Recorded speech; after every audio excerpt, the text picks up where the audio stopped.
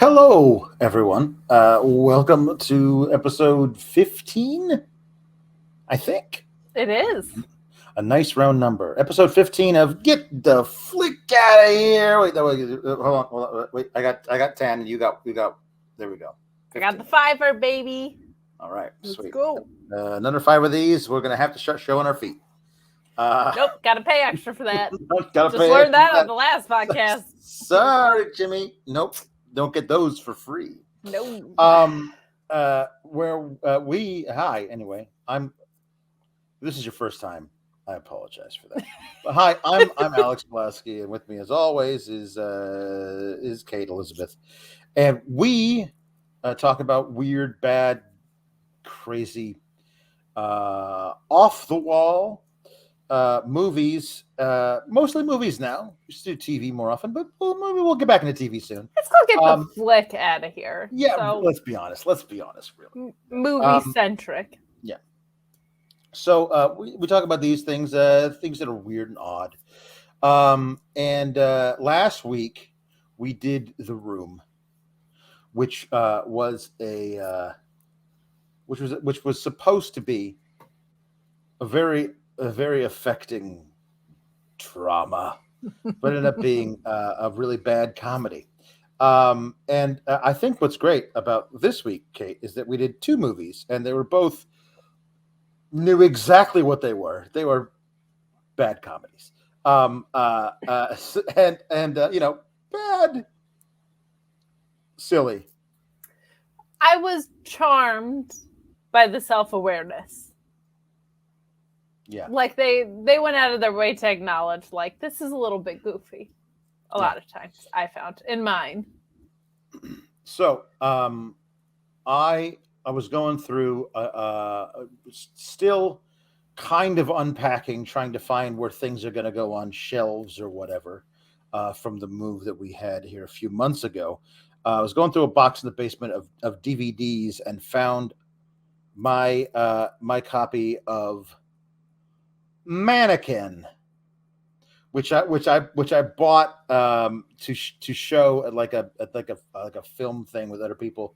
We're doing a show, a play where the characters reference the movie Mannequin, and so I was at Walmart and happened to find a copy of it, and I was like, well, it's $5. Why not? I'll buy it, and we can all watch it during rehearsal, and that's why I have it. Otherwise, I would not have this movie. It's not really my taste, but it is weird and odd.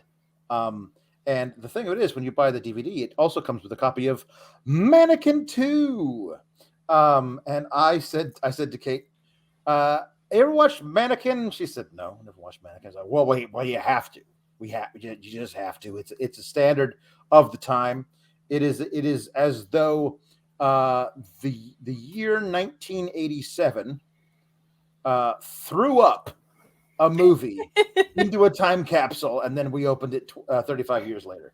And the thing of it is for some reason, and nobody really knows why, the original Mannequin is unavailable to stream anywhere. You can't even buy the rights. They can't, like, hey, I'll go to Amazon or Vudu or wherever you have, and I'll rent it for $4. What, you can't even do that. It just doesn't exist. Gone. But you can get it on DVD. I don't even think you can. I don't think they print them anymore. Like, I might have one of the last copies in the world. My God, you have a collector's item. I might have it. Might have gone on eBay and seen what that'll go for. Because after this week, I never need to see that movie again. Maybe I'll send somebody else who wants to see it. But you can stream Mannequin 2. So I said, these movies have nothing to do with each other. So, Kate, why don't you stream Mannequin 2, and I'll pop the old DVD in the old DVD player, and I'll watch Mannequin 1, and then we'll compare notes. And here's the thing. Because these things have nothing to do with each other, really, there's no carryover, say, for one character, and even then, not really. We're going to have you talk about Mannequin 2 first, and then I'll talk about Mannequin 1, and we can compare some notes and see how it goes. So what's amazing is right off the bat, you answered two questions. My first one was, while I did say I was charmed, why you spent money to buy it was something that I did not understand. $5 bin, you explained the circumstances. Appreciated that. The other thing was, like, was there any crossover between the two? And you had immediately clarified off the top, like before this show, when we were discussing to do this. No, there was not. So I had not seen Mannequin. I did not know what to expect going in. I did, not to say that I'm a genius, but I did assume at some point there was going to be a mannequin in the movie. I did think that. I didn't know if it was going to be a Weekend at Bernie's situation. I did not know what we were looking at. So I was completely surprised. There are some things that are worth noting right off the top. One is the character of Hollywood is by far the best part of the movie. Absolute scene stealer, and everything he does, he's so good. And that's not even saying that the rest of the performances aren't great, but just like what a magnetic like performance, because I don't think if that character is played by someone who's less skilled, the character stands out or works that well. But Hollywood is a great character, and I'll explain who he is as we get into this. But before the credits even hit, I was extremely confused because, again, the movie's called Mannequin. And the first thing we see is like a medieval throwback to like... Just wait until the crazy setup for Mannequin 1. I'm so excited. There's just a man on a horse who, in a very like common archetype, is going to rescue a woman who is with a young lady, like a child, and she gets on his horse and they're about to ride off into the sunset together. And the first thing I notice is they just leave this little girl in the cottage they were in, and she at no point, they don't say it's her daughter. They don't say who this little girl was in relation. I guess it was just like someone's kid wanted a spot in the movie, because she kind of just waves. No idea who it is. She doesn't come up, and they're just fine leaving this probably 7-year-old girl. So within the first few minutes, I was like, oh God, is this going to be that type of bad where it's like I'm going to have to be catching stuff like that? But it was not. So we find out that the man on the horse is a prince. Shocker. Huge upset. The woman is a peasant, and they have a forbidden love because the queen does not want what they refer to as a mixed marriage. And I was like, that is interesting that is their choice of words in this scenario.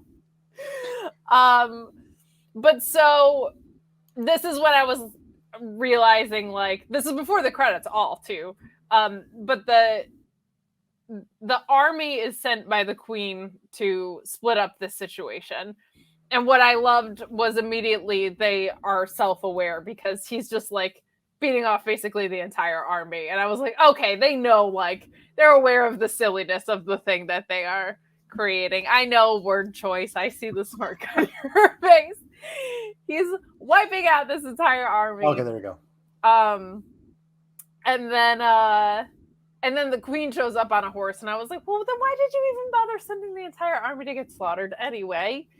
But she pulls this lady aside, separates the two of them. They've been separated by the army, and she puts a cursed necklace on her that says, you will only unfreeze from being a mannequin, essentially, in 1,000 years, and you find your true love. That's the only way that the situation can resolve itself. And so then the credits hit, and I'm like still pretty confused. How is there is a mannequin in this movie? Like, yes, it's a mannequin. Frozen woman's a mannequin, but from medieval times. Like, were mannequins around in medieval times? I had many questions. So the mannequin is a frozen woman in that time. And the prince's name was William. This is important because in present day, William is named Jason. So the idea is that several lifetimes have passed, but he goes by a different name, which just seems like an unnecessary obstacle to create. And the continuity here, like, just have him be William the 9000th. Like, it's fine. But I think maybe they didn't want to do that because they didn't want it to be obvious to the other people in the movie who knew what was going on. So I can make an exception for that, but it was very confusing when they were referencing this essentially the same soul in different time periods. But we see a young man leaving what ends up being his mother's home, and his mother runs a matchmaking service, which is not that important, but a fun little wrinkle. So you assume this guy is single. He's driving to Philadelphia, and it's his first day of work at this very high-end jewelry sort of department store. And he gets introduced to his very, very rigid boss, who is very hard on people. And he has two lackeys that follow him around, and they're always writing down notes of the things he's saying. And they're kind of fun because they're just like, I guess, little like typical tag-alongs. And there's another set of fun henchmen that we get to meet later. But he's the new trainee. And then again, immediately confused because we go from like this very high-end jewelry store and we meet Hollywood, who is teaching a hip-hop class. And I have no idea why there's a hip-hop class happening in the high-end jewelry store until we get clarification that this dance routine that's being choreographed by Hollywood is going to be a part of a major event that is happening. But until that clarification, where he's literally just teaching a hip-hop class to a bunch of people, is very, very, very confusing. But Hollywood and Jason / William immediately connect. Even as a new trainee, Jason has like a sense of humor, which is something that nobody else in that position had before because they were so scared of the rigid boss. And then we learn about the enchanted peasant girl. The enchanted peasant girl is in a museum, and it's basically the story of this mannequin. And they make a point to say, but nobody believes that the story is real, that this woman has a necklace on that froze her for 1,000 years. To which my thing was, maybe you should just take off the necklace and find out. I mean, maybe. Maybe. Kind of ruins the movie a little bit. But we get this fun scene where it's being shipped from, I think it was Bavaria or something. It was a Germanic country with 3 lackeys who are just absolute stooges. They're like always in workout gear for some reason, which is super, super fun. And they're very silly. Again, like I liked how aware the silliness was in this movie because they can't do anything right. And we see that there's an accident where the not cargo, but I guess the truck shipment is stuck by a bridge and it's leaning toward the river. And the cops that are tending to the situation say, like, hey, this whole truck cavity is about to fall in the river. Crazy little henchmen, you need to get out. And they say, no, we're supposed to be protecting the enchanted peasant girl.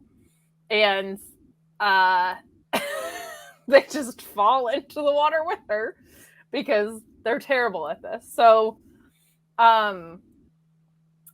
when we hear about the emergency, Jason and Hollywood make a run for it. They're driving to the truck situation. They know how important this is. It's vital to the whole hip hop act and the whole event. The whole purpose of the event is to show off this mannequin. The hip hop act cannot proceed without the enchanted peasant girl. Absolutely not. The whole routine is built around this mannequin. How could you even suggest such a thing? No, and you certainly couldn't just use a mannequin from the department store you're in. That would be crazy. No. So they all fall in the water. Everybody reacts because this is devastating. And then our young hero, Jason, who is the most 80s boyish, charmed little man, dives in the water to save her. And his interaction with this mannequin is that she's a real woman. And it's because he's really William. He's really the true love of her life. And in falling in the water, she lost a lot of her her clothes, including the necklace. So they at least have some like nice continuity with that.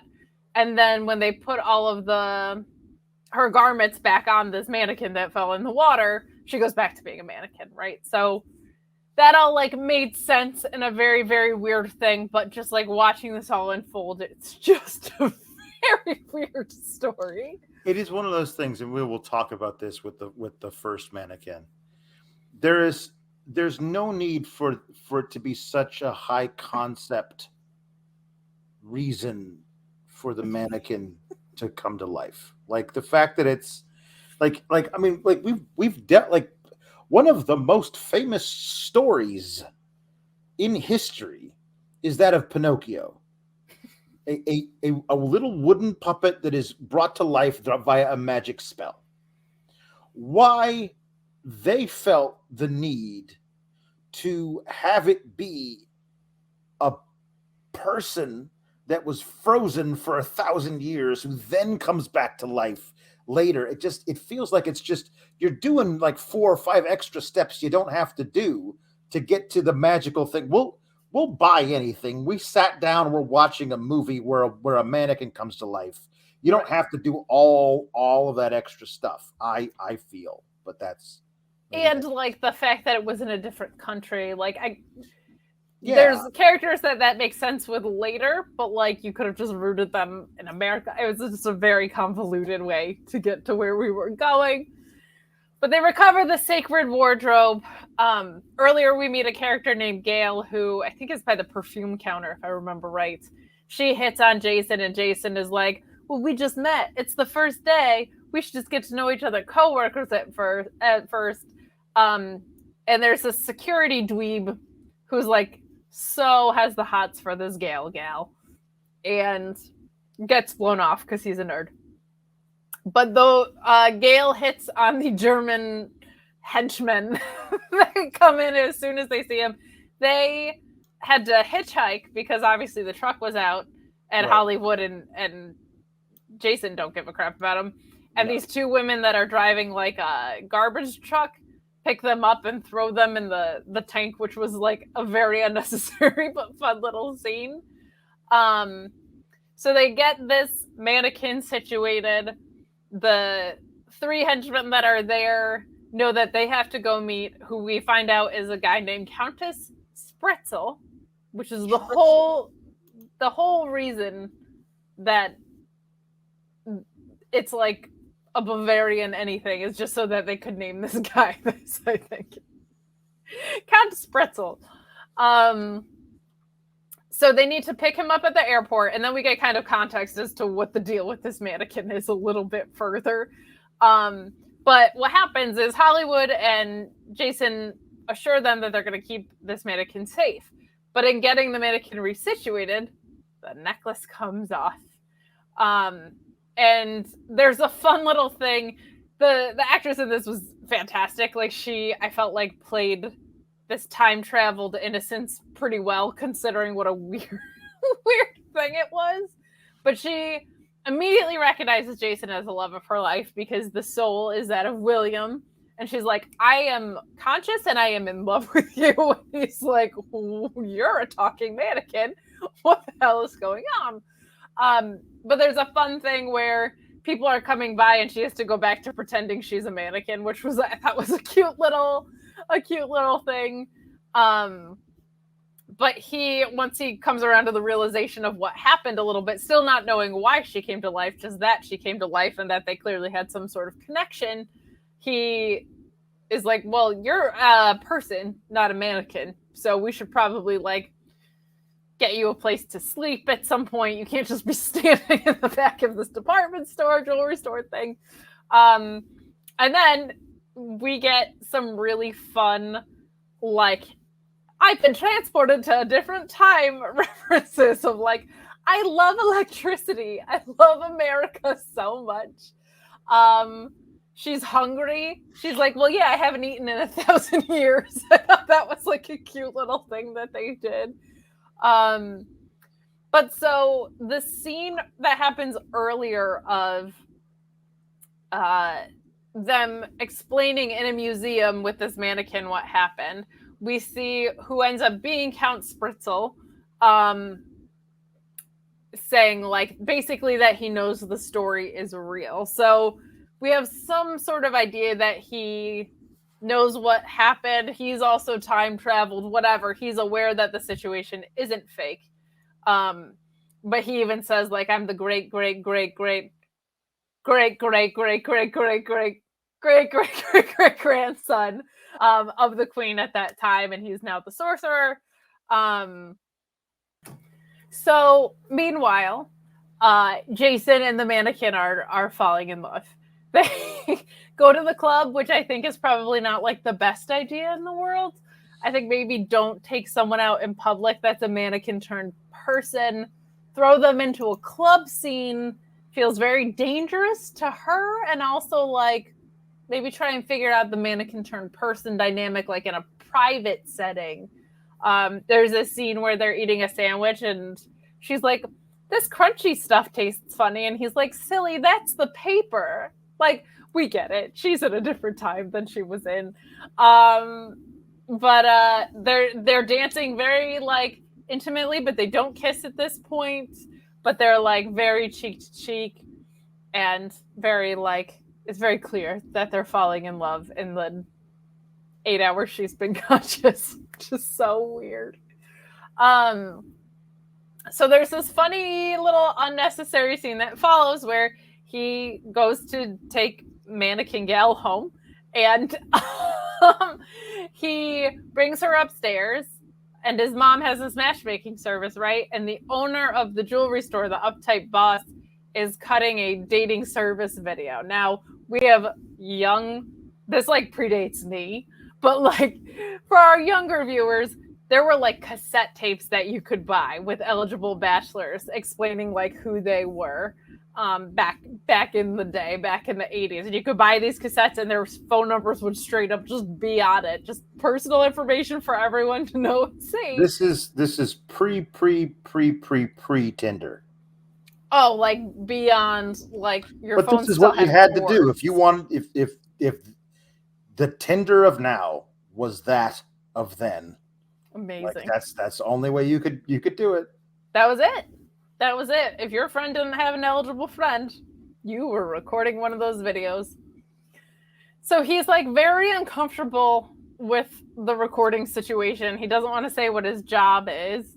But this is Jason's mom who's doing it. And he comes in with the mannequin and they don't quite explain if they've actually seen what happened. Like they don't quite explain that the boss saw the human version of this mannequin that's supposed to be at his store and Jason come in because they kind of just run upstairs. But he's definitely spooked out and leaves the house and he rips the film out of the VHS, for those of you who don't know, to tear up the tape. And it's kind of like he just wants to put the whole situation behind him. So I interpreted that as he just saw a ghost. And by ghost, I mean mannequin turned human being. So that was like weird but fun.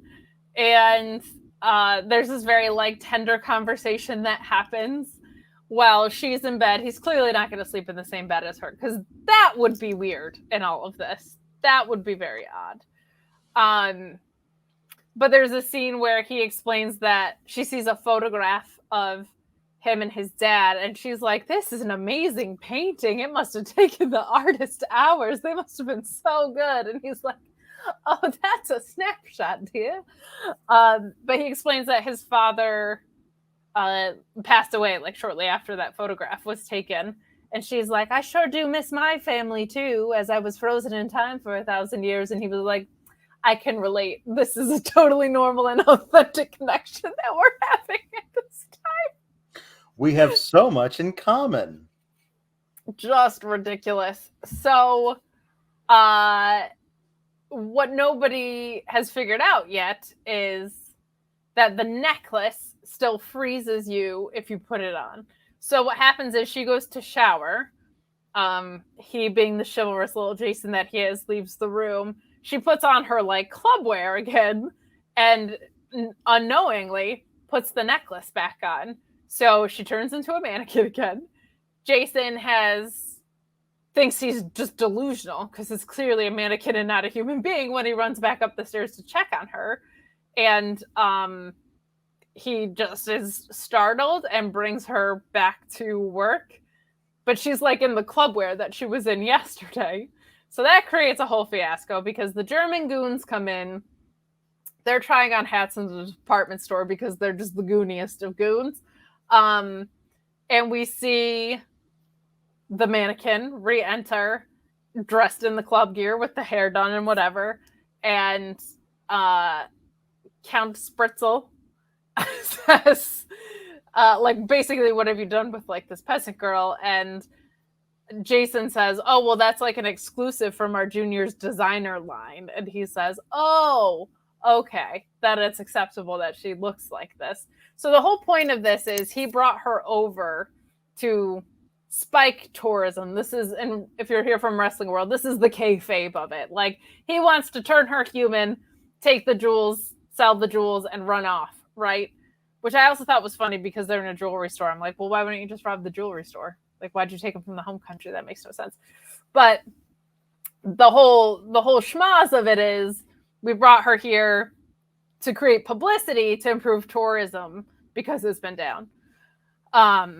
So he like thinks that that's a good move, and everybody's just kind of going about their business. And at one point, it's just the mannequin and Hollywood. Jason's reeling because he doesn't understand what the hell happened. He almost tells Hollywood what happened, but he realizes it's going to sound absolutely bonkers, as he should.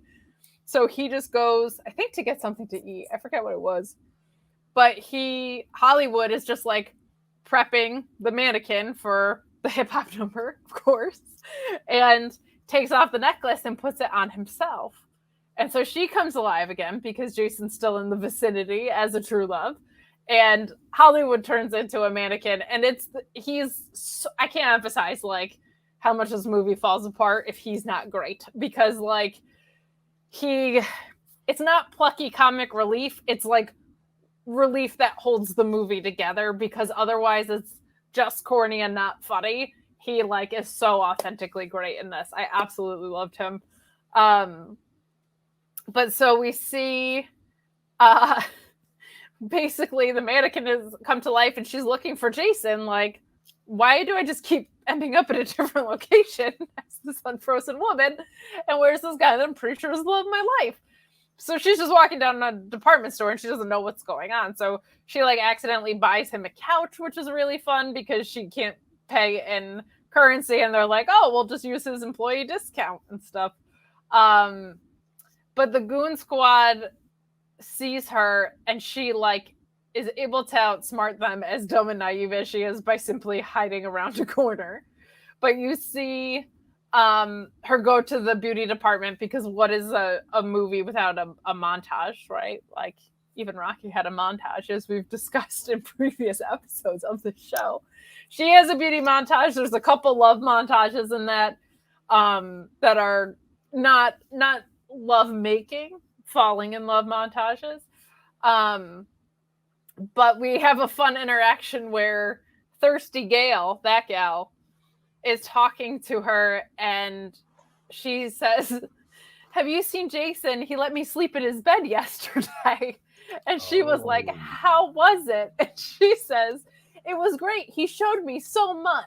So Gail is obviously interpreting this all the wrong way, but this was like a fun little, almost like on Frasier, how everybody was speaking the same language in the wrong way, like all the time. That was so much of Frasier. We kind of get a fun little glimpse of that too. But so then Count Spretzel, my autocorrect on my notes keeps changing it to pretzel, and it's very funny. Sends the goon squad and also is going after Jason because he realizes what's happened, right? Like, she's reanimated. He's realizing that Jason is the love of his life, and he wanted it to be him and her, and he was going to wait until the big reveal at this huge event to make that happen for the two of them, and they would run away together. So he's shooting bows and arrows at him. He's throwing clay pots at him. She finds like a go-kart and just takes out the goons, and is just driving. She finds a go-kart. As you do in the situation. Just one happened to be lying around. It's like very, very token scene, right? Like Jason jumps on the back of it, and they're like driving through the goons. They get through Count's pretzel, and he's like, he says, "Watch out the window," and she says, "What? Drive through the window?" And so she drives through the window onto the road. There's a truck that the car goes under, but Jason is standing up and kind of loses her. And he finds her back at home, like the one place she apparently just knew to go back to Jason's mom's house. And she has perfect sense of direction. Perfect sense of direction, or what the earliest GPS ever made. Yep. But she ends up back at the house. So Jason comes back to see her, is so relieved she's there, finally kisses her, and they kiss like a bunch of times. And then the cops show up. And Hollywood, because he's turned into a mannequin and now unturned into a mannequin, realizes like the funny business that's happening here. So they put the necklace back on her. Count Pretzel puts the necklace back on her to turn her into a mannequin because he's run up the stairs. Jason is in handcuffs at this point. And they say basically that Jason just tried to steal this mannequin, this precious international heirloom mannequin. So she's a mannequin again. This poor girl just freezing and unfreezing and freezing and unfreezing. So I'm frozen. I'm unfrozen. Come on, pick one. Oh my god, pick one. Let me live in peace, or let me just stay frozen. Like the movie, I could sing like the Elsa. So Jason is in jail, and this is like the most fun. Hollywood comes to bail him out in what looks like a park ranger outfit. Like, this did not look like a police outfit, but to get him out, he says to the policemen who are guarding, he's like, "That's one of my boys in there. I'm a higher rank than you, and I'm bringing him downtown." And the cop says, "We're already downtown," and he goes, "I'm bringing him even further downtown," which is just like a cute way to do it. And his character is so flamboyant, and because he's a hip-hop artist, he's not like playing this role very well. There's nothing convincing about him as a high-ranking authority figure at all. So he bails Jason out, and then as they're walking away, he's just doing like this flamboyant little like dance walk down, like clicking his heels and stuff. And so the policeman is finally like, "You didn't sign the log to like acknowledge the transfer." And then the cop is like, "Hey, wait a minute, you're not even a real cop." Like, just absolute buffoons here. But Hollywood's performance of the whole thing is just like so good. So basically, they get back to the store in time for the big event, and what's happened is they've changed the hip hop performance, which looked great, to basically end it with the real moment of he's going to unfreeze this mannequin, because now they know what happened. They're going to incorporate Jason not into the dance part, but he's going to come down. They tell the story about how they're rescuing the peasant girl, and then they're going to have it actually happen. Looks like a huge spectacle to the audience. But again, Count Pretzel is there, and he and the manager have like a fist fight because he doesn't want this to happen. He fully sees what's happening, but the audience thinks this is all a part of the act, like the manager getting his butt kicked and the Count and all of this. So then there's a fencing scene between Jason and the Count, and they're going to fence for her love. Meanwhile, Hollywood is setting off like all these little props of like, there's a smoke cannon on stage, and he presses the button to trigger it so Jason can get the advantage. And then there's some prop that just swings down and knocks the Count off the stage. You think everything's going to be fine. No, my friends. He has a gun. The Count just shoots people. So he, after the fencing scene, kind of starts shooting. I don't think he actually takes anybody out, but he does the classic, like, this girl gets it if you don't let her go with me. And they run up to the roof of the building. You go up to the roof of the building, and this I actually really loved. This is when I was like, okay, they're fully self-aware of how silly this is. On the top of the building, instead of a getaway helicopter or plane, the idiot henchmen have secured a hot air balloon instead because they thought it would be more romantic. So they get in this hot air balloon. I thought this was a really cute way to actually resolve it, and fit everything because the henchmen are such idiots throughout the whole movie. And while they're running up the stairs, actually, they go in the elevator. The elevator's blocked off, so Jason and Hollywood and everyone have to run up the stairs, and the other two henchmen are there in the way. And the dweeby security guard who just wanted love and attention from Gail has just like hairspray and hairsprays them both in the face, and they're completely incapacitated by it, as if it were mace, but it's just hairspray. And Gail just like thinks it's the sexiest thing in the world, and kisses him. So he gets his girl too. We get to the top of the roof. The hot air balloon is getting away, but Jason, of course, makes it into the hot air balloon, and he has Count like bent over the air balloon and ready to push him out, and he goes, "I can't do it," because he's a baby face, so he can't kill the guy. He can't push him out. And the Count says, "Well, I can to you," and he goes to throw Jason out of the balloon. And Mannequin, who has been conscious for maybe 20 hours and animated and frozen several different times, is smart enough to say, I have the necklace, I'm going to put it on the Count. And that freezes the Count, and they push him out of the balloon. And the Mannequin version of him falls to the ground. And the henchmen realize, like, oh, our ticket to Bermuda is gone, and they say they're going to piece him back together. And you see a street sweeper come by and clean him out of the way, and it kind of ends with him being on display at a museum, but like all the pieces are hot glued back together, and it's all a hot mess. And them saying, but nobody really believes the story the same way. So it was tied up really nicely, and then it closes with Jason buying her a normal necklace that she puts on as like an engagement gift, and they get an just married pink convertible, which I think was Hollywood's car the entire time, and they ride off into the sunset. So that was basically the whole weird little movie. If you have any questions, the floor is yours. At any point, does Hollywood go like, "Oh, I've been here before. I've seen this. I know what's going on"? Mm-mm. No. It is because that's what I remember from watching Mannequin 2. I can't remember a part where he did that. As I remember it being like, well, he's great in the movie, but why is he in the movie if his whole point of being in the movie isn't be like, listen, I've lived through this before. I know some things about mannequins coming to life. So he's the one carryover character. He's the one guy. The one carryover character. Well, they picked the right one because he's amazing. Yes. Meshach Taylor, who was probably most famous for designing women on TV around this time.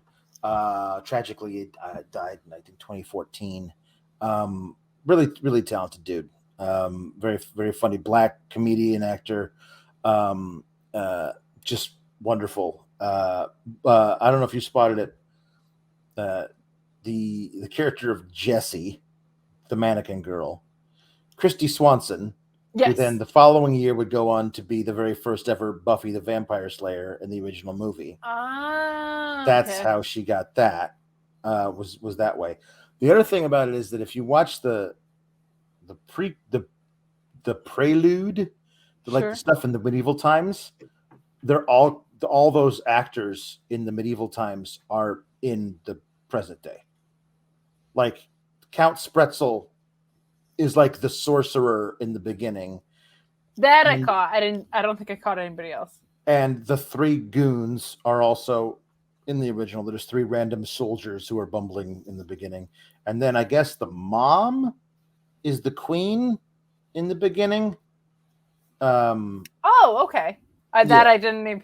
The queen was very done up in her Yeah. queen getup, so I So didn't they pick that one decide, up and it's either. like everyone's been reincarnated all the way down the line, and they're all now back here 1,000 years later, so they could do this deal.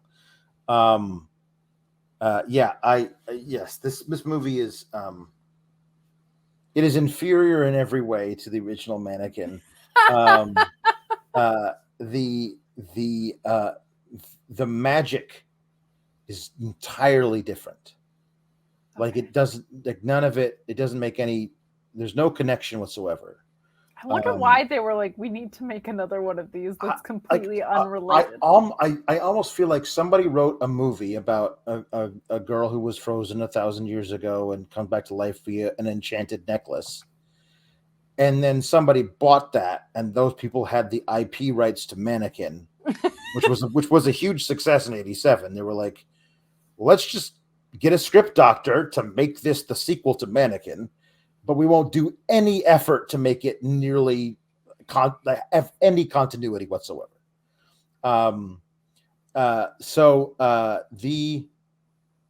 way that Mannequin starts off with, I want to read this correctly. I have notes in here, in my little notes app. Um, it starts out with this is pre-credits, like it was with you. It is a very it shows the exterior of a pyramid in Egypt. And then the little title card says Edfu, Egypt, a really, really long time ago, right before lunch. And I was like, is this a parody film? Because that's a parody thing to do. The whole like right before lunch thing is like, That was how you I know, felt when he was going through like just slaughtering the entire army. I was like, that feels very like so self-aware. It feels Monty Pythonish right. or Princess Bride-ish or whatever. Like it felt very, very parody-ish. Um, so we go inside the pyramid, and it's panning through, and we see one mummy, which is just wrapped in toilet paper, it looks like. And then it passes by another mummy, and you can see that it's wrapped in the same gauzy type stuff, really cheap gauze, except the eyes are available, and the eyes are looking back and forth. And the camera pans past it, and then as if the camera was like, wait a minute, what was that? The camera goes back, which again is a tactic in parody movies, which this is not. But this whole first scene feels like a parody of a movie, because it pans back, and it is it's the girl who becomes the mannequin. It's Kim Cattrall, uh, from Sex and the City, Oh, okay. Samantha and Jones. at the time she was already famous for Porky's and Police Academy. Like she'd been in a few movies. It was not her first rodeo. But yeah, so anyway, it's her. And then her mom comes down the stairs into the bowels of this pyramid. And she says, Esme or Emmy or whatever your name is, whatever. Hey, you come out right now. You turn down the whatever. You turn down the something. You turn down the thing. You turn down the Pharaoh's food tester. By darn it, you're gonna marry this next one. And then like she's the girl's hiding, trying to be a mummy, but then just reveals herself, even though the mom had no idea she was like where she was. Seems kind of a waste. It's like, Mom, I don't want to marry just anybody. I want to marry for love. He's a very good boy. Whatever. You should. She's like, what does he do? He's a fuel merchant. Okay, so he sells camel dung. You can't be so picky, young lady. And it's just this weird, like, we're supposed to believe in Egypt. I know it's not that's supposed to be that serious, but it is a very weird thing to be. Why is it ancient Egypt? Why would that? Again, this is predates yours. Why is it ancient Egypt of all the places? Why is this very white, blonde-haired woman, Kim Cattrall, somebody who lives in Egypt thousands of years ago? Says, I just want I want the gods to come and take me away. I want to live. I want to invent things. I want to be smart. Don't you think that if I thought a woman could do those things, I would want those things for you? But all you can do in this day and age is have a husband. Listen, I don't like my husband. Your father's worthless. But like that's basically the character. Isn't ancient Egypt known for not that? Specifically? I don't know. It's yes. Isn't Cleopatra like the groundbreaking matriarch of all of society? You would think. But yeah, it's so anyway, she's like, I wish the gods would help me. And then the pyramids start shaking, and then she disappears into sand. And that's it. And then the woman's like, her mother's like, Emmy, where did you go, Emmy? Emmy is short for something Egyptian. And so this movie came out, before we get into the credits, the movie came out in 1987. It was a hit. It made $42.7 million at the box office, which, adjusting for inflation, is almost $105 million. It was nominated for an Oscar. Can you guess what it was nominated for in the Oscar category? Oh my God! Please tell me it's drama. No, it was not. It was not nominated for a Best Picture Oscar, but it was nominated for an Oscar, and I will tell you what it is at the end of special effects. Yeah, no, not special effects. Special effects. But there was quite a little cast in this film for its day. Kim Cattrall, who's already been established, Andrew McCarthy, who had just gotten done doing Pretty in Pink, Less Than Zero, St. Elmo's Fire, and was going to one of those 80s guys that was in all of the, yeah. And he was going to use this to springboard him right into Weekend at Bernie's. So that's where he became the guy who deals with inanimate people things, and that's when his career kind of spiraled. And it's too bad for him, but anyway, he was a big star at the time. He was one of the Brat Pack type guys. Also in this film, James Spader, playing way against type, because he had just done the Pretty in Pink, where he's like, the bad guy, look at me, I'm so gorgeous, and don't you want to be with me? But I'm unattainable for you, Molly Ringwald, kind of a thing. And in this, he plays absolutely against all against that as opposite. And then Estelle Getty, Golden Girls.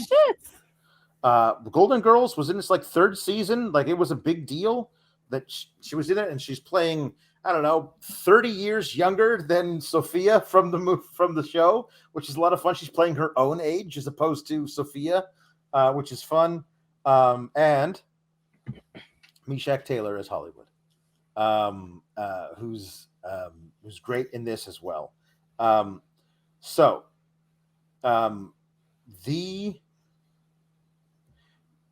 The credits are animated. Were yours animated? I don't think so. They were animated, and it was a cat who was dressed like a pharaoh, and you could see the cat go through history, popping up like Forrest Gump in all the major events through history, and then eventually it gets to Philadelphia, Pennsylvania, present day. Oh wow! So both are in Philadelphia. Right. Philadelphia is Mannequin turned person haven. Yeah. So again, yours is an enchanted necklace. Right. Turns a woman into a mannequin. And and it is a thing where if you're wearing the necklace, no matter who you are, you become a mannequin where you wear the necklace. Which was muddy because I felt like when the spell was put on, it was you had to you were cursed with this necklace and you had to be within the vicinity of your true love, but then it just turned out whoever had the necklace was frozen. Right. So this is not the same thing. This is the woman who says to the Egyptian gods, I just want to find my true love and I don't want to have to blah, blah, blah. So we meet Andrew McCarthy, who is a sculptor, but he works. But then again, no. Yeah. He works as a, I don't know how to say it. He works making mannequins. That's what he does. He makes mannequins in a factory that makes mannequins. And he is a perfectionist because he is a sculptor and he has completely sculpted this mannequin. I guess, wouldn't you be a whittler? Because sculpting usually works with, like, clay. Molding and yeah. Yeah, but it's not usually made out of wood. But anyway, he's fashioned this mannequin, and the mannequin looks exactly like Kim Cattrall, but like it's come from his own mind, his own thing. Right. And so he manifested her. We love it for him. Yeah. And so so he gets fired from the mannequin making job because he takes too long to make mannequins. Because do you like her? I think she's really coming along, isn't she, sir? It only took me 6 days or whatever, like 6, whatever. Honestly, I think that I could probably turn out these 3 or 4 of these a month. You're supposed to make 3 or 4 of these a day, Switcher. Get the hell out of here. And so he gets fired. But he's like, oh, can I just take her with me? Can I keep her? It's the one thing that I've made that it feels like the most thing I've actually put work into or whatever. He's like, no, you can't take her with her. You can't take her with you. Get out of here, Switcher. And then he goes and that actually seems very fair. Like you're already behind. I don't think you get to take one on the way out. That's not how that works. It was weird. And so he goes and he works as a trimming hedges, but he doesn't trim the hedges. He fashions it into a giant bunny rabbit. Get the hell out of here, Switcher. What are you doing? He gets a job. Making balloon animals in the park. And then that one is really not having to do with sculpting though. Like he's making balloon animals for a birthday party in the park, and the little snot-nosed birthday party kid is like, I don't want one of those balloons. I want that one. It's a giant balloon that has the company's logo on it. Like, you can't have that one. My dad paid big boku bucks for this party. You gotta do it. He's like, you know what? I don't give a shit. Here you go, kid. And the thing is so big that it carries the kid up into the sky. Good. He deserves it, brat. And so then he's fired from that because he gave away the balloon. And then he works at a pizza place. And the owner, there's a huge long line of people wanting to get pizza. The owner looks back there at the thing, and he's got a pizza laid out, and he's perfectly placing the peppers and onions and pepperonis to make a perfectly crafted, beautifully pizza. Get the hell out of here, Switcher. His name is Jonathan Switcher. And so he's been fired from his name's Jonathan? Jonathan, yep. Jonathan and Jason? Like you couldn't even Jonathan Switcher. And then he's dating a girl named Roxy, who's a upward social climber. She's working for a major department store in Philadelphia, trying to move up and become youngest vice president type thing. Loving department stores, loving Philadelphia in this world. And so she doesn't like that he picks her up to go on a date on his broken down motorcycle that never actually stays working, and she gets made fun of by her colleagues, and she's kind of upset about that. And then he wants to buy her a hot dog because he doesn't have any money, and so she decides to break up with him. And so he has to drive home in his motorcycle that breaks down, so he's got to push it home in the driving rainstorm, and then he happens to come across the front window of a different department store that has his mannequin in it. And so he's just like, oh my God, it's you. I've missed you so much. You know, you're the first thing I ever created that made me feel alive or whatever. And then I also just want to call BS on the fact that you would need that many mannequins that fast. How many displays are you so urgently putting there up? are a lot of mannequins in that department store. So I don't know. Like, I don't know. I mean, I don't know you need that many. But maybe it's like they're a major producer, like a manufacturer of mannequins for the entire Eastern Seaboard. Like all of the, at that time, Boscovs in the area. Yeah. Everywhere. You know, Saks Fifth Avenue. Sure. You know, any place you. Pennies. You can't forget Pennies. Your Pennies. Your Macy's. Your Macy's. The Bon Ton. Got to go to the Bon Ton. So anyway, he ends up going back to that place in the morning just to see the girl in the window, and he ends up running into the owner of the store, played by Estelle Getty, and he was talking about the woman in the window or whatever, and then they're putting up a new sign, our 100th anniversary celebration, big giant sign. That then falls and starts swinging down and nearly kills Estelle Getty, but he shoves her out of the way, and it grabs him instead. So he's like riding the sign back and forth in a very, you know, and every time he comes up, his butt hits a live electrical wire, and he gets zapped. He goes, "Oh, ow!" You know, because it's an 80s comedy, of course. And so she's, "Oh, thank you for saving my life. What can I do for you, young man?" "Well, I could use a job. You're hired."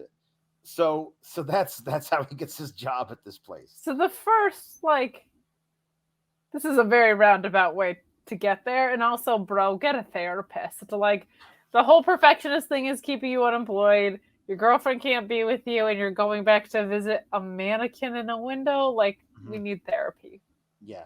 Also, I don't know where he gets the money from, but he's got a huge loft apartment. Oh, good for him. Just enormous. It's the size of a warehouse. Anyway, he gets introduced by Estelle Getty to James Spader.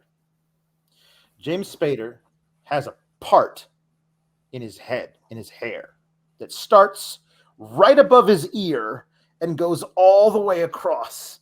He's got these little glasses. He's got these way too tight-fitting three-piece suits.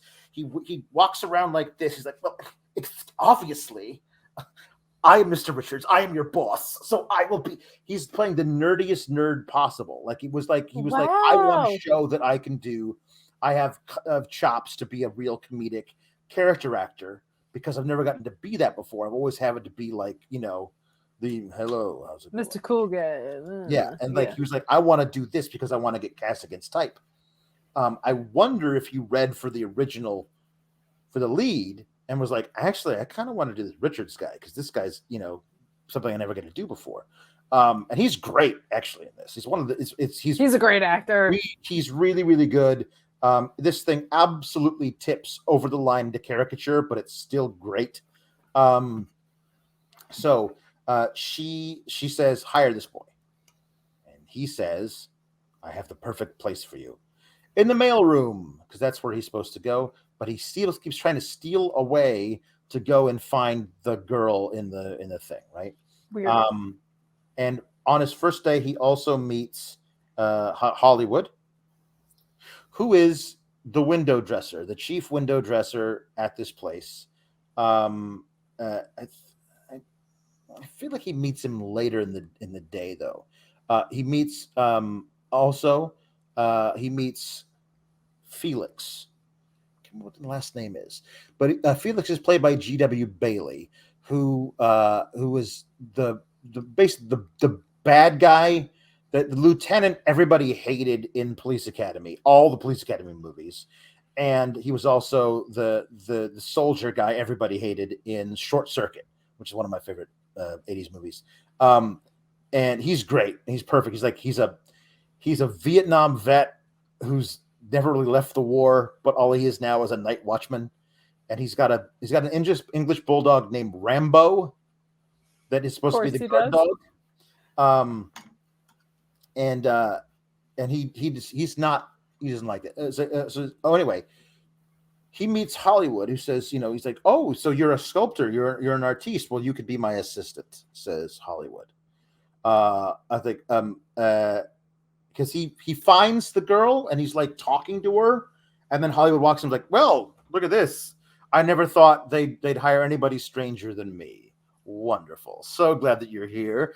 We're kindred spirits. Like, no. I'm just a normal, regular guy. Don't disappoint me, honey. Like,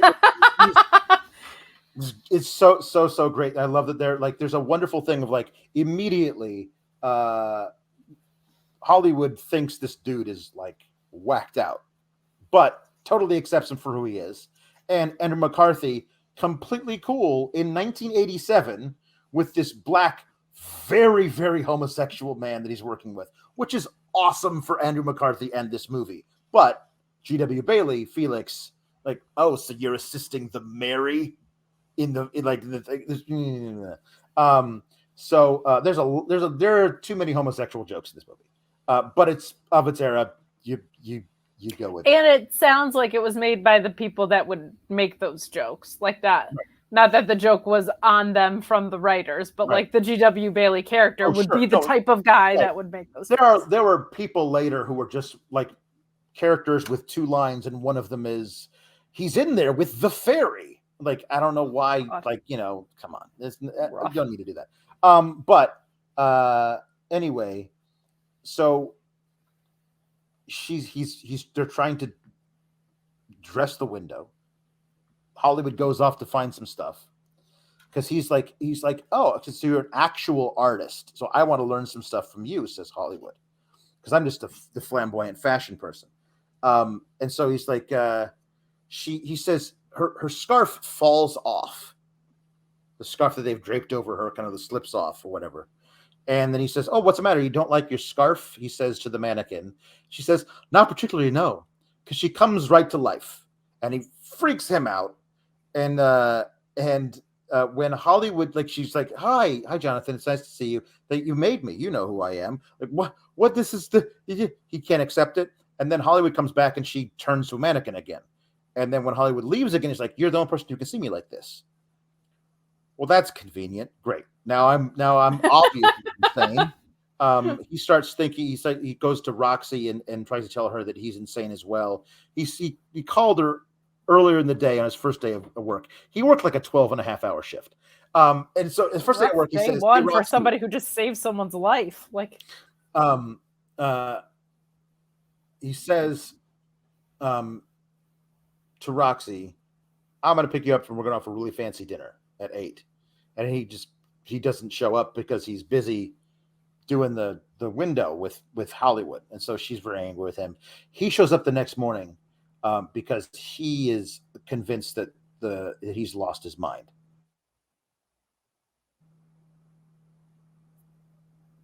He's convinced he's lost his mind.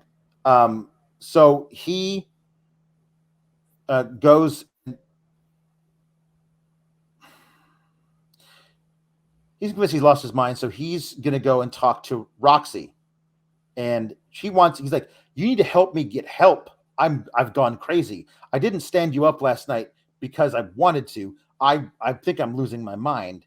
And so here is where we find out that Roxy is being courted by a stereotypical European male character. He's got the accent. Hello, this is me. My name is Armand. And Armand just want to take you to bed. Armand want to take you to bed and make love to you all the time. And he's like really aggressive, like uncomfortably so. But it's hilarious because, all she has to do is smack him. And he's like, well, what? I was just kidding. Armand, only a joke. Anyway, so he shows up to pick up Roxy, because he always does this because he wants to take her to work. And as soon as Andrew McCarthy shows up, she hops in his car to take rather go with Armand, the lecherous dude, than Andrew McCarthy. So he's Andrew McCarthy's like, oh, okay, great, wonderful. So he goes back to work, and he does the same thing where he's basically like he's set up the very first window dressing that he did on his own. Wait, question though. She does nothing to help him with the fact that he's losing his mind. No, nothing at all. She's embarrassed by him, thinks he's making it all up. Yeah. So sad. she works for. That's not how you handle mental health situations. If somebody comes to you, just viewers at home, keep that in mind. She is working for the biggest department store in Philadelphia. It used to be the place where he works.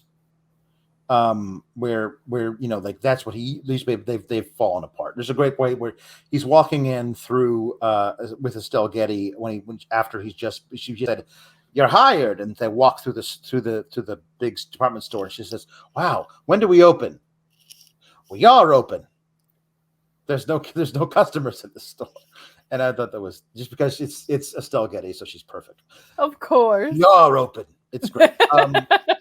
So there's so he finds out anyway. So the first time he creates this window dressing, actually she does, because he kind of passes out because he's very late. He's been working since like 6 a.m. or whatever, and so she helps him to create a window dressing, which is her mannequin sitting like doing this, and there is a male mannequin sitting in these bleachers with these tennis rackets that are just spinning around next to them, and then a tennis ball that goes on a wire back and forth, dunk, dunk, dunk, and it looks like there's a tennis match going on while they're sitting there. There is, no joke, 45 people crowded around this window to see what it is. The 80s, where the internet did not exist. So we have to entertain ourselves with a window dressing. And even more impressively, people told their friends, and they didn't even say, like, check this out on Twitter. People were like, you got to get down here to see this window, man. Sorry, they had to go to a payphone. They had to go to a payphone in order to, I had to dial down the center, I tell you. It's a collect call from, you got to come down and see this window. So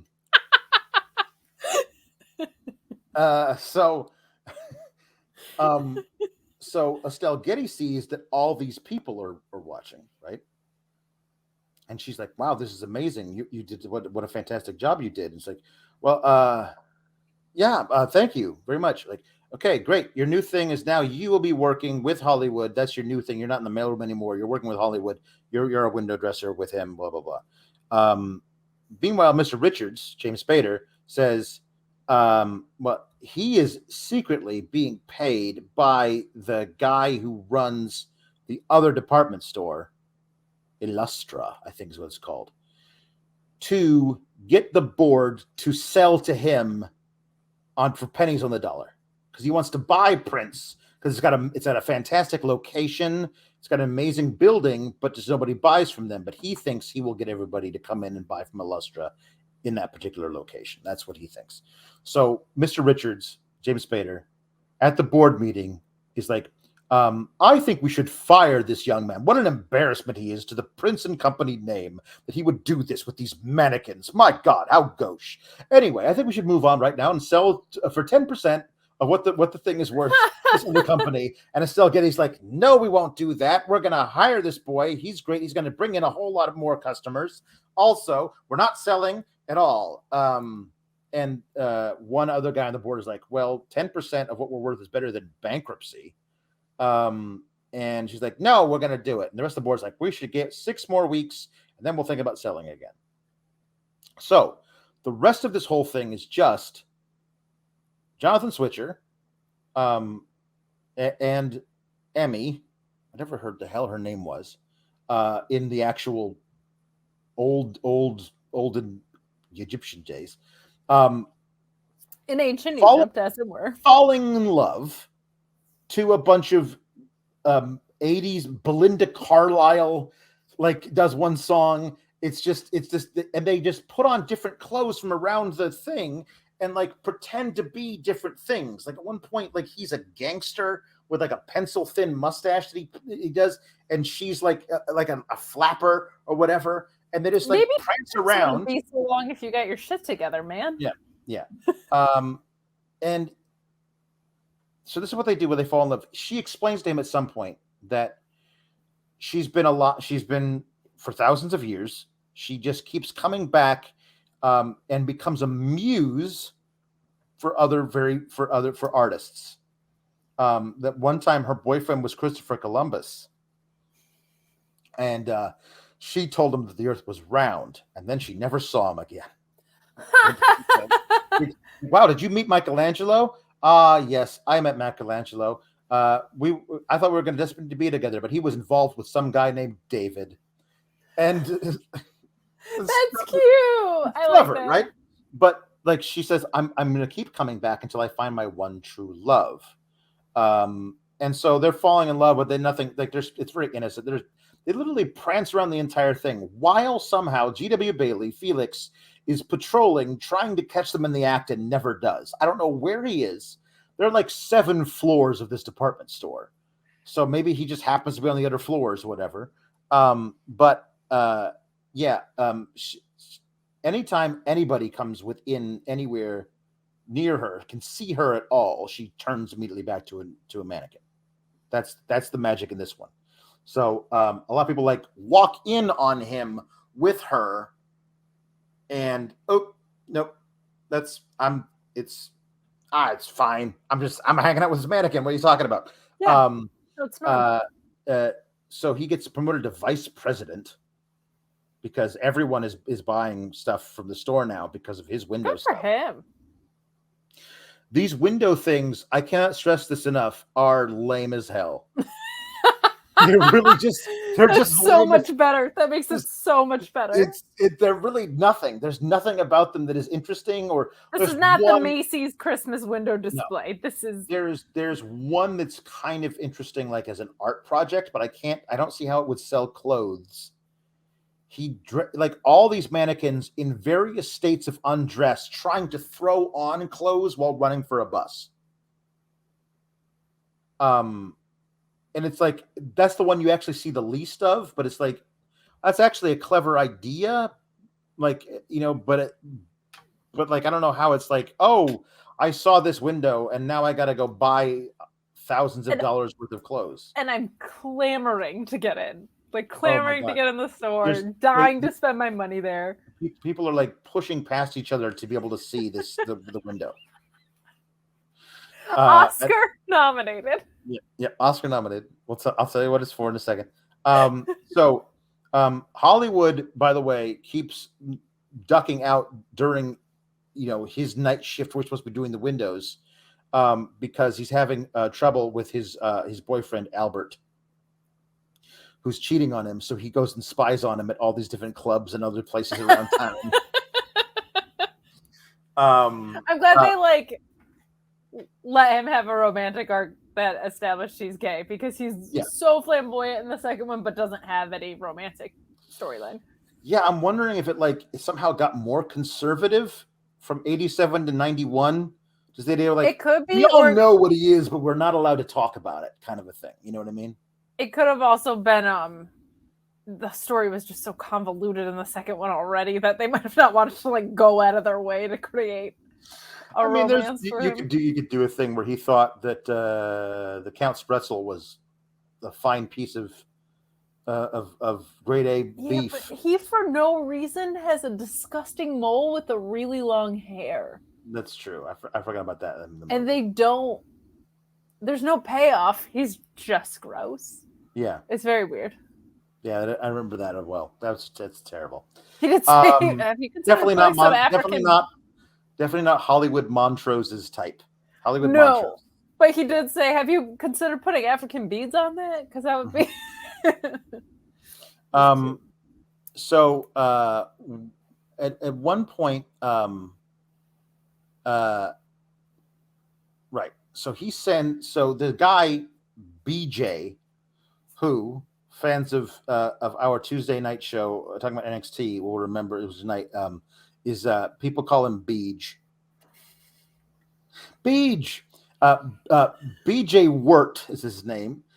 He is the general manager of Illustra. He's the one who wants the store. So he sends Roxy to like try and poach Andrew McCarthy away from Felix from Prince and Company, so that they can have him and they can get all his thing. But he was like, no, Roxy, this is not what this is. I finally found somebody who likes me for me. I found some people who I really care about over there, and I have loyalty, something you would never understand. You took your Eurotrash boyfriend and left. So she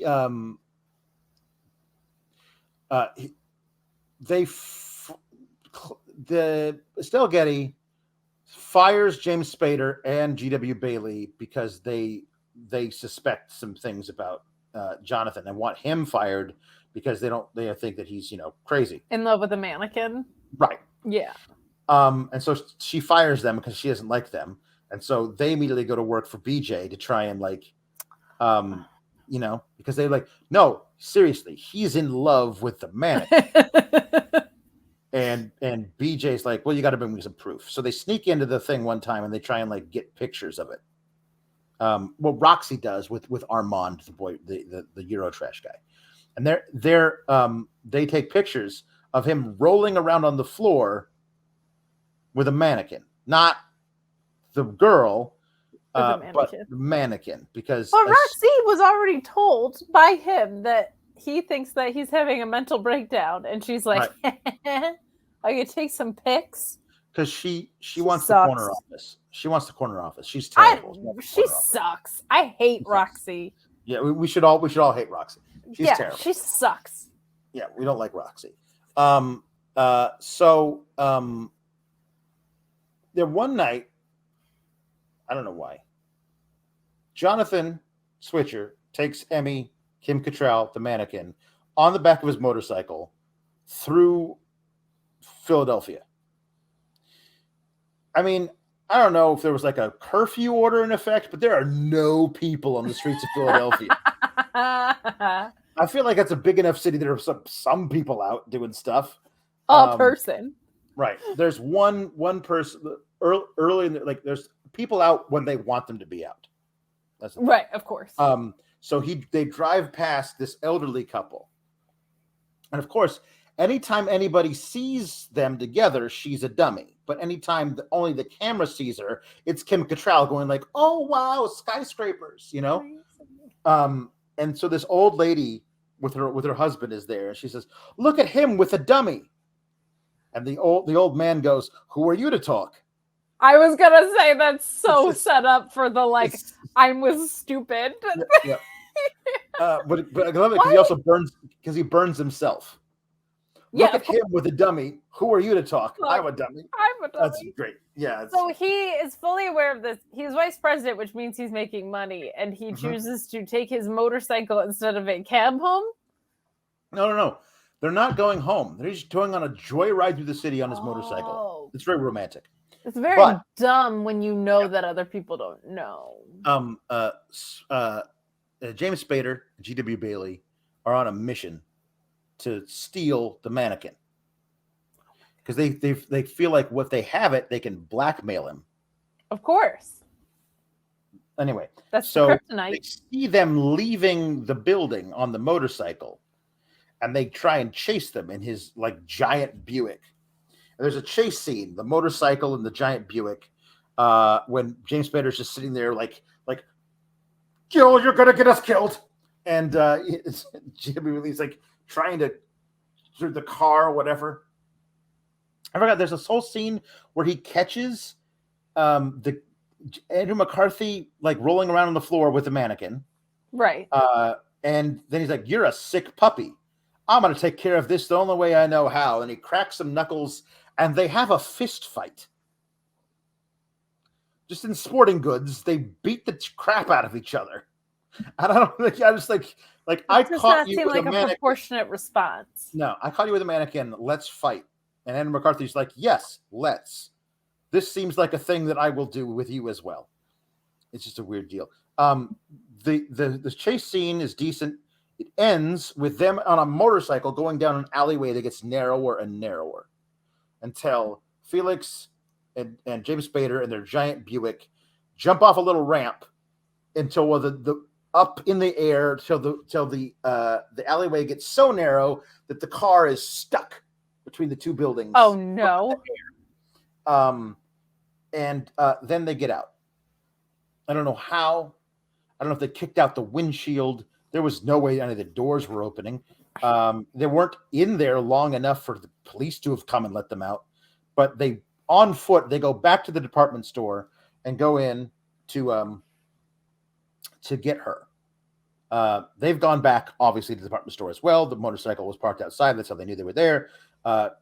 They have sex. Andrew McCarthy and Kim Cattrall, the mannequin, have sex in the furs department on a bed of furs. This is the best scene in cinematic history. They don't actually show it, but it's very heavily implied. And he falls asleep, and she says, "Oh, I better go get in the window, because I need to be there when the whole thing opens." And so they come in, and they can't identify which is the real mannequin. So they steal all of the female mannequins from the department store, G.W. Bailey and James Spader too. And there's one point where James Spader tries to pick one up, and the only way he can think to do it is to get down behind it and squat down really low and then pick it up around the upper thighs so that his nose is right up the girl's mannequin's butt. And he's like, he's done it's a mannequin, not her ass cheese. Right. So, the next thing is, Anna McCarthy waking up covered in furs in the furs department to a crowd of people standing around going, "Oh, it's art! What art? Oh." That's actually pretty cute. I like that. And then here comes Hollywood coming in somebody has come in and stole all the mannequins. Your girlfriend too. She's also gone. Is it film at 11? And he's just, yeah. I love Hollywood. So they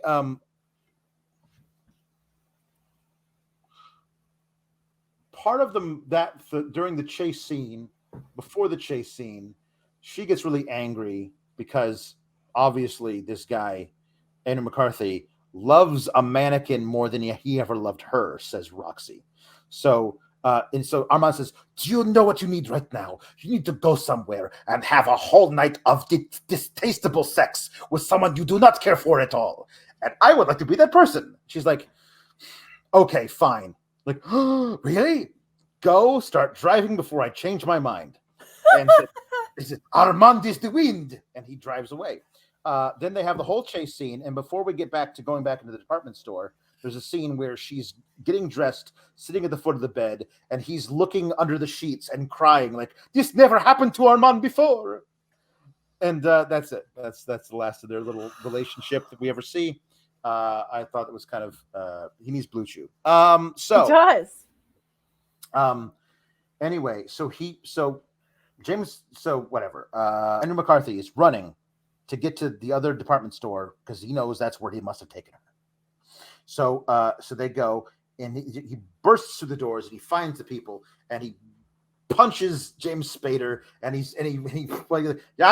where is she? Where is she? It's like, and Roxy says, "You'll never have her," and she runs away.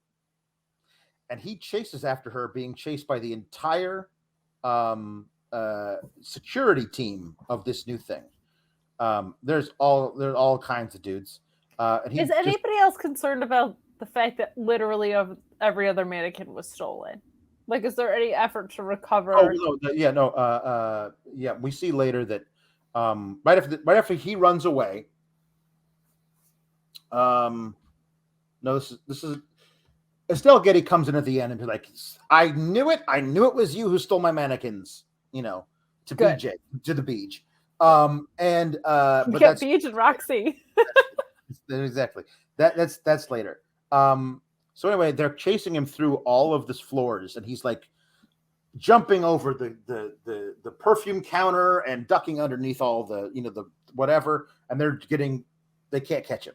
But Roxy's really fast, and she is running with a purpose somewhere.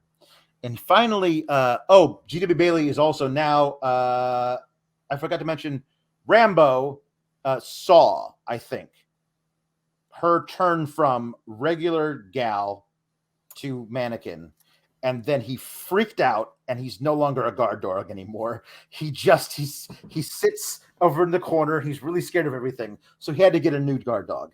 And this one is Terminator, and it's a German Shepherd. And it's also kind of incompetent because he sicks him on Andrew McCarthy. He's like, kill, and he runs past him.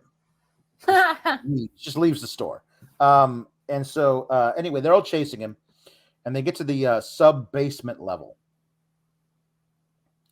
And Montrose is there because Montrose drove Andrew McCarthy to the store in his giant pink Cadillac convertible, which has the license plate is Bad Girl, because of course it is. The convertible carries over to the next one too. Isn't that nice? So they go. Roxy is trying to get to this place where all the mannequins are in this big bin, this big rolling bin. And she loads them onto a conveyor belt, which dumps them into a giant industrial shredder / wood chipper. So she is going to spite this guy who she used to date. She is going to murder whatever thing that he thinks he's in love with. That's what she's doing. That's her whole plan, this whole thing. And so seems like a waste of perfectly good mannequins all around. I can't emphasize enough. If you think this guy is just in love with the mannequin, not the way to. No, it seems like a waste. Not the way to deal with it. Hollywood is able to cut off all the department store guys, the security team, at the pass with a fire hose, and just keeps hosing them down with it. Mine's bigger than yours is. The best. And he's great. And so that means Andrew McCarthy's able to get into that room as the last of the mannequins are toppling over the top of this little conveyor belt and falling in. And he's able to run in and grab her by the arm, the mannequin, and she turns into the actual person as he's able to try and pull her back out, right? Because it's true love. There is a guy who comes out of this office who's like a janitor type. He is, for some reason, we don't know, furiously trying to pull up and zip up and belt his trousers. I do not know what we were supposed to be assuming he was doing. Like, is there a private bathroom in there? Was he? We don't know. He says, "Hey, what? You can't come in here. What are you guys doing?" And then he is standing at the bottom of the conveyor belt. I don't know why exactly this happens, but a whole giant truckload of trash falls out of some overhead thing all over Roxy. Okay, then for reasons. Janitor guy is standing at the bottom of this thing, and he's looking up at Emmy and Jonathan, and Emmy's like, "Oh my God, I'm real. Look, he can see me. He's looking at me. I'm not a mannequin. That means you have to love me forever, because you're my true love. Like I know that I'm only become real forever if my true love is." I was like, "Oh, you better believe I'm going to love you forever." And they kiss, and that guy, the janitor guy, starts trying to find any mannequin that he can make out with, because he thinks that that's what you do with mannequins now. And then he was able to pull aside all the trash, and he sees it's Roxy. and he kisses her unconscious body.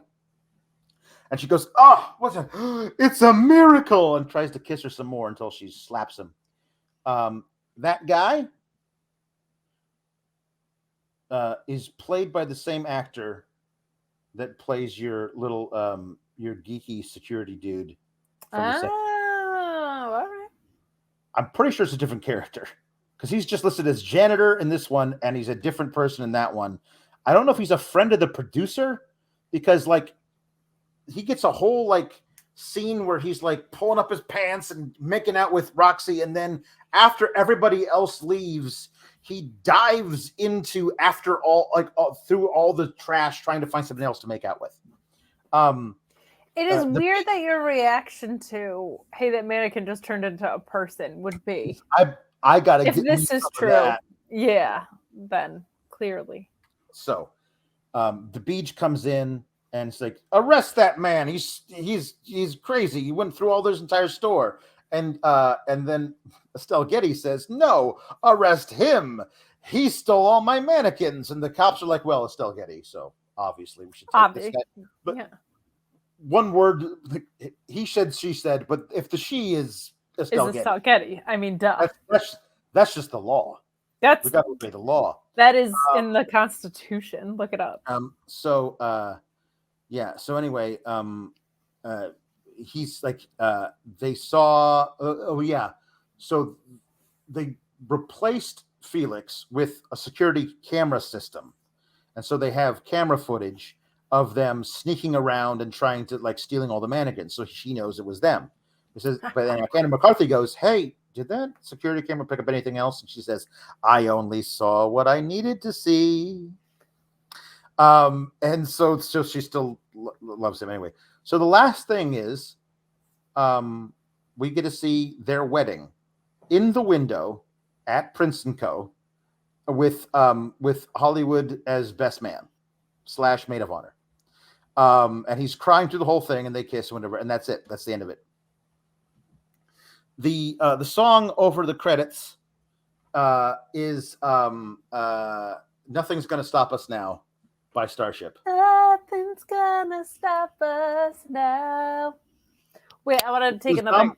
Which was nominated for an Oscar for Best Song. And that was the Oscar nomination for Mannequin in 1987. I was hoping it was gonna be Hollywood. I thought I was gonna guess that it would be supporting actor. But yeah, and if this world runs out of lovers, we'll still have each other. Nothing's gonna stop us now. Let them say we're crazy. What do they know? Bro, you crazy. Falling in love with mannequins. Yeah, no, it's definitely crazy. So it does seem to me that Hollywood would be like, at least say at some point, whoa, deja vu. Like, I don't know why Hollywood in the second one isn't like, I've seen this whole thing before. Yeah. Don't worry, it all works out. But yeah, so that's Mannequin 2. They had an opportunity. I want to make sure I'm not missing anything. Well, I mean, there's one thing that we have to ask each other. Right, obviously, but I don't. My favorite part is that the window displays are so unimpressive. They're so just random. It's so funny. There's nothing interesting about them. I don't understand what. There's one where it's like they're supposed to be like fashion models, and there's a mannequin that's like hunched over in front of them, like just doing click, flash, click, flash, click, flash, click, flash. But that's it. Like, and people are going crazy for it. Like I feel like that's got to be the best part, right? Yeah. Is these people just oogling at the windows? It's just like I'm trying to think of like window dressing almost feels like it's even predates 1980, like even by 1987 standards, it would feel like who gives a damn? Like that's fair.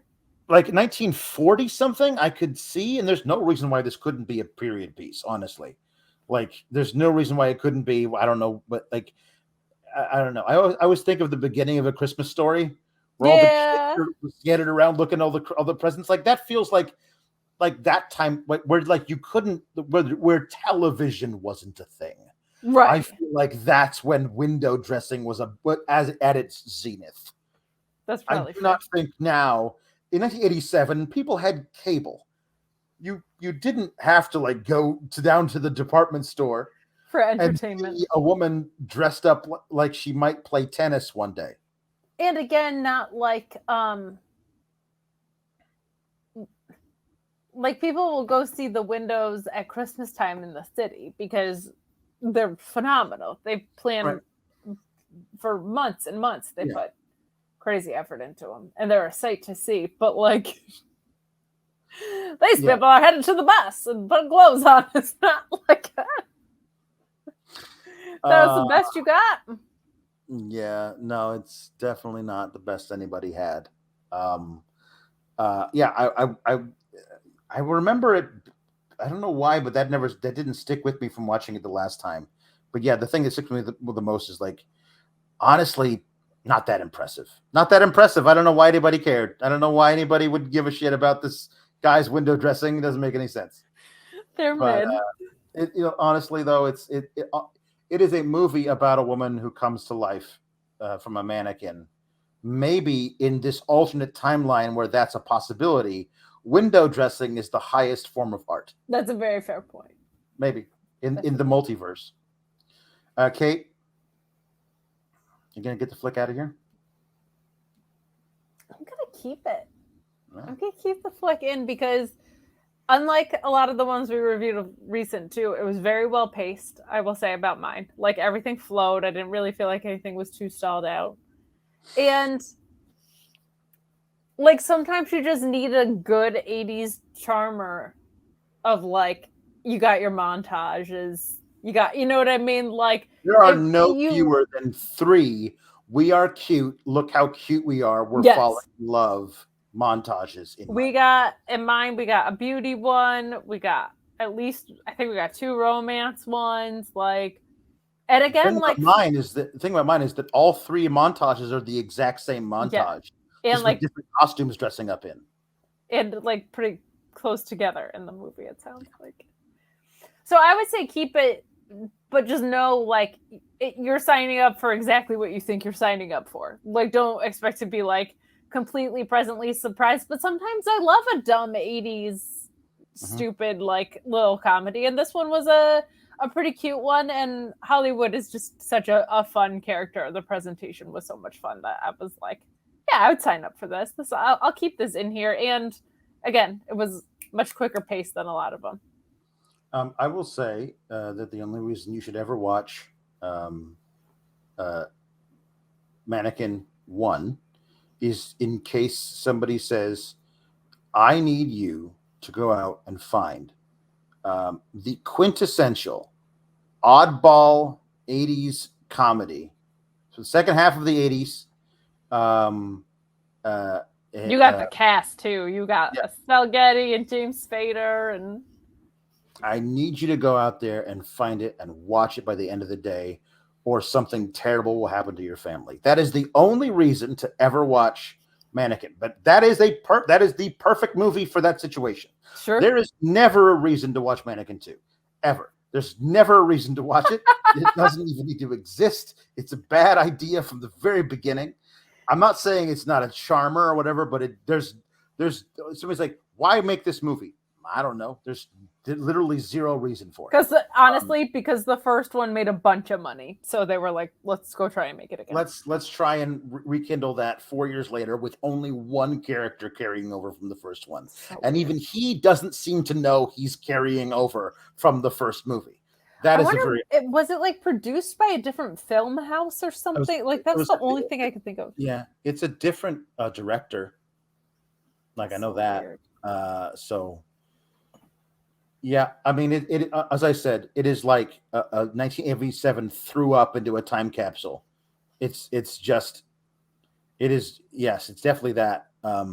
Yeah, and it is one of those things of, um, just the concept is just so out of outlandish that it doesn't like it. Honestly, it has really solid elements of like two young people falling in love, but you can't ever get away from the fact of like That one of those there's people's a at one point mannequin. he takes her into the ladies' room, um, to tell her the good news that he just became vice president, and they start making out in the ladies' room.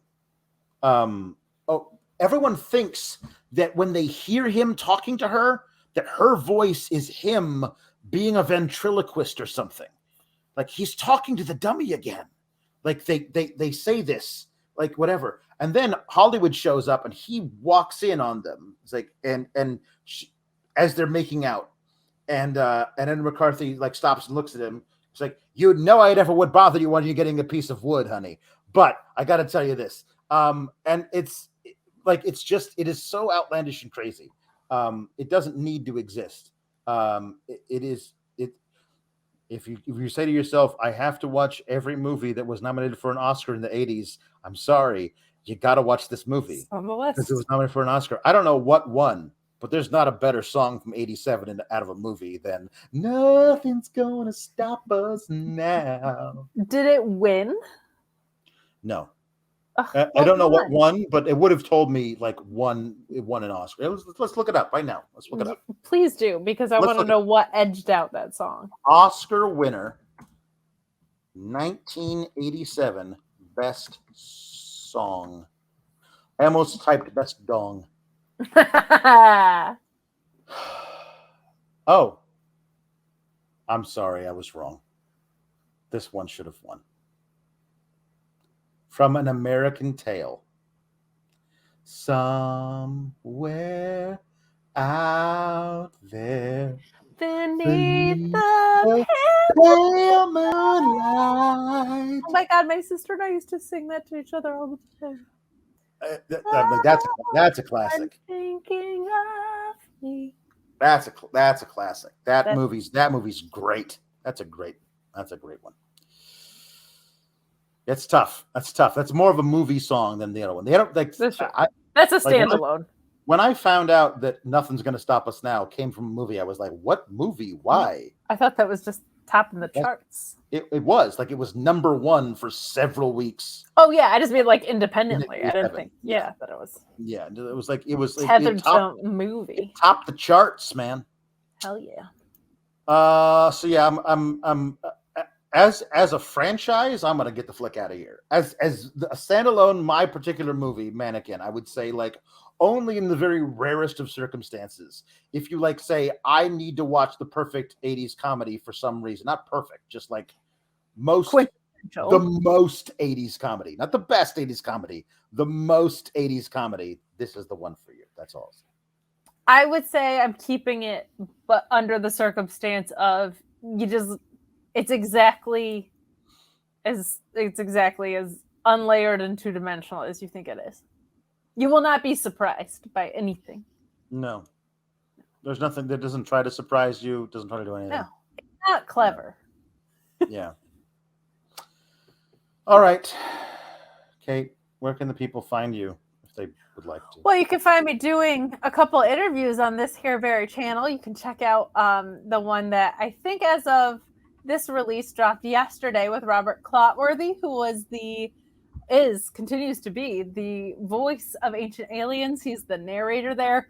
We have a really fun conversation about this just being an 18-season juggernaut already, and he was so generous with his time and understood exactly what the intended spirit of Ancient Aliens is. So go and watch that. It's such a delightful conversation to have been a part of. And then on top of that, you can find me Tuesdays doing the NXT post show with this guy, Wednesdays at the Mark Order podcast, Fridays doing AEW Rampage and SmackDown post show, and at Miss Kate Fabe on Twitter. You can find me on the Twitter at Alex Sourgraps. If you like any of the things that we do here, I'm going to be doing more watch-alongs for different random things on my own personal YouTube, which is just search Alex Sourgraps. I don't have one of those fancy-dancy like URL / things because I'm not big enough yet. But you people can fix that by subscribing to my channel. Yeah, and I'm sure Kate will show up eventually, and we'll I'll get watch some crap. Anyway, thanks everybody for hanging out, and we don't know what we're going to do next week.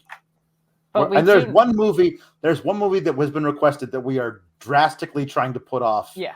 Maybe until this time next year. Maybe after the show ends. Maybe we'll never have to watch it. And we know what you were talking about, and that's for you to find out someday on Get the Flick Out of Here. Bye, everybody. RESPECT. Click the subscribe button and find out what it means to me. Nah, that doesn't have a ring to it. But if you like videos about real news stories that are funny, stupid, or weird, subscribe now.